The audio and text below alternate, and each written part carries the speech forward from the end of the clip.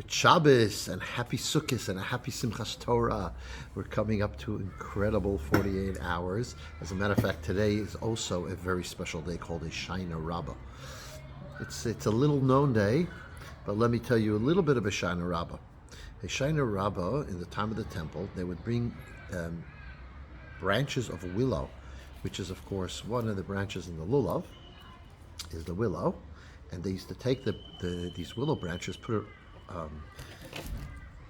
it near the altar, and then they would walk around with the Kohanim would walk around the altar and the willows with their 4 species that we have for Sukkot.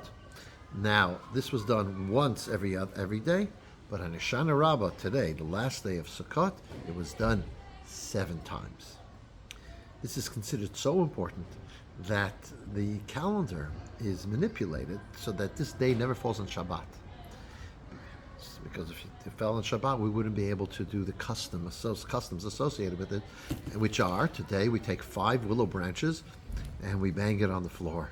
And we sweeten severities. That's what the idea is. So what's this all about? Well, there's a number of things to explain. The Medrash tells us, and it is expressed more clearly in the Zohar as well, that he gives an example of a king who had an advisor who was very beloved to him. But one day the advisor did something that was absolutely terrible, and something that the king had no choice but to give him capital punishment for it. The king didn't really want to do it. So he decided that's what he has to get, but he waited. He waited 10 days to see if there's going to be some kind of a comeback. He's going to come back with some kind of regret and feel bad about it and actually become once again as he was. But nothing happened. So he sealed the deal. He signed it. 10 days later he signed it, but he still didn't send it. He waited to send it for another 10 days or so. And then after another 10 days, nothing's changed. He sends the document, the signed, sealed document of his decree against this person to him. When the messengers come to the fellow's home, they see that he's celebrating the king, and he's doing the wishes of the king with great joy. They say, this can't be the guy that has this penalty against them. They go back to the king and tell him what they saw, and the king rips up the decree. So it is. On Rosh Hashanah, Hashem judges us what kind of year we're going to have. He waits for us to return, be better, till Yom Kippur. On Yom Kippur, he seals the deal. But then he doesn't even send it out, so to speak. He waits till Hoshana Rabbah today. Today is called the day of the a guten Kvittel, we wish each other in Yiddish, that we should get a good document which with positive decrees on it.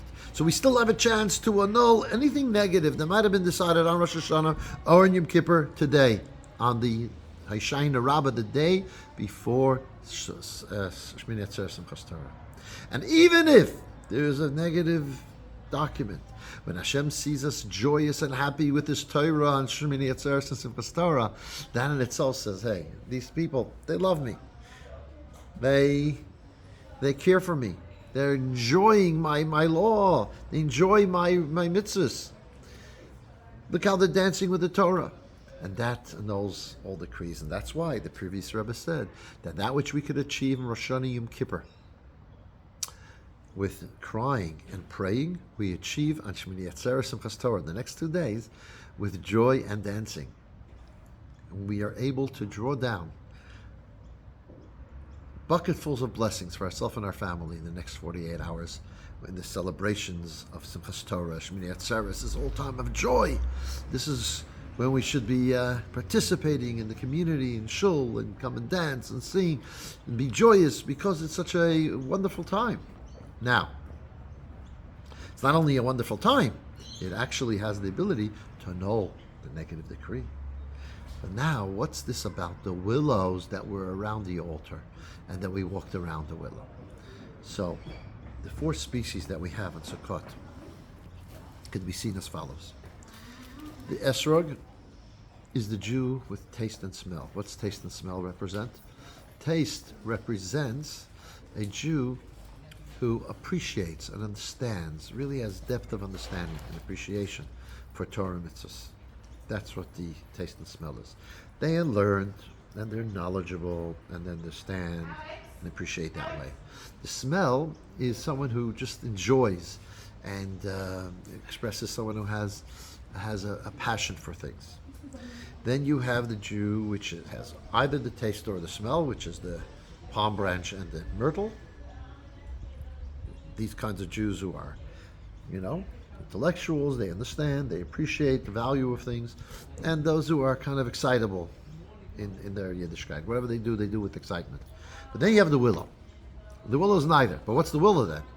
The willow is someone who just does because that's what Jews do. Just keeps to our traditions because his grandfather did, his father did. That's what he does because that's the way a Jew acts.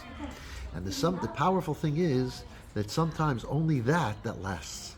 It's that mitzvah that is done because this is what is done that lasts and is brought over to one's family and children. It's the if the Torah is all about our understanding and knowledge, well, you can read a book that tells you maybe you're seeing it the wrong way, see it another way. But if it's something that is like core, in essence, there can't be any other way. This is how I am. This is the way it's meant to be. Then it lasts forever. So a colleague of mine in Antwerp has a sukkah. A lot of people come to his sukkah for a meal, and he asks each one to make some, say something meaningful about the holiday.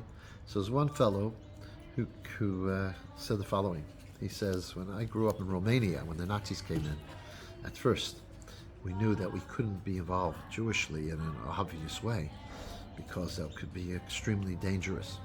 But on the other hand, my father felt the holiday of Sukkot was coming, and how could we not have a sukkah? But if we made a sukkah in an obvious way, then we would almost signing a death warrant. You don't have to do the mitzvah in a way that's going to be dangerous to you. So we lived in an apartment building. We lived on the ground floor.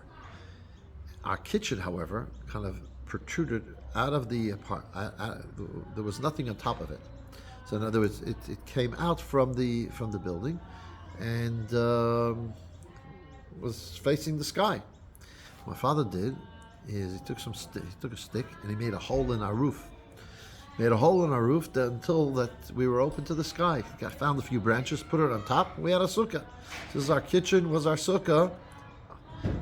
He broke through, and his joy was so great that he was able to perform this mitzvah.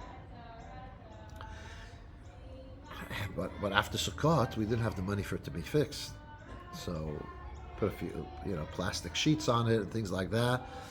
And actually it was freezing during the winter. We had freezing cold winter. And it wasn't covered properly.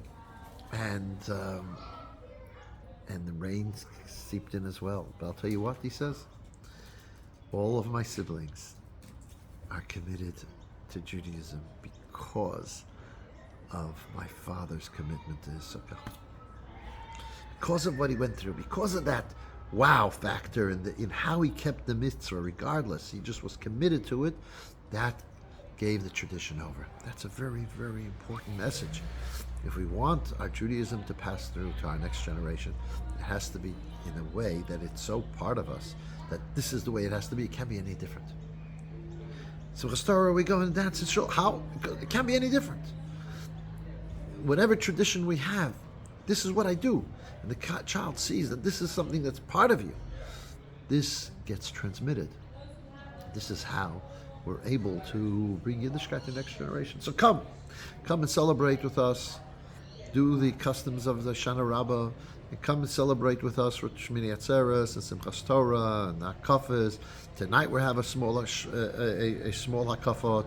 Tomorrow night's the big Hakafot, and of course Sunday morning is huge Hakafos. And come and celebrate with us so that we bring down on ourselves and our family bucket loads of blessings for the coming year. Shabbos and good Yom Tif and a joyous Sukkot and a joyous Simchas Torah.